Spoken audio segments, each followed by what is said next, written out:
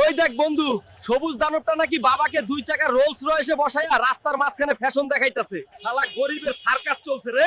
শোন, আজ যা করছিস সব মনে রাখছি। এই রাস্তা দিয়েই একদিন বাবাকে রোলস রয়েসে বসাইয়া ঘুরাবো, তারপর তোদের গর্ব আর হাসি সব ভেঙে দেবো।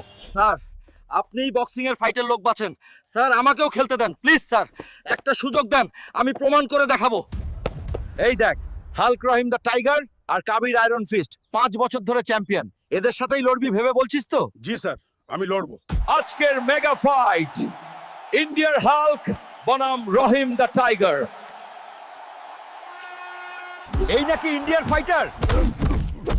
এত দুর্বল মানুষ পাঠাইছিস কেন? দোস্তরা, শুধু একটা লাইক দাও, তারপর দেখো হাল্কের পাওয়ার জেগেছে। হাল্ক, তুই প্রমাণ করছিস একজন ইন্ডিয়ান কি করতে পারে। এখন তুই যা চাইস সবই করতে পারিস, যা। বাজ বাপু,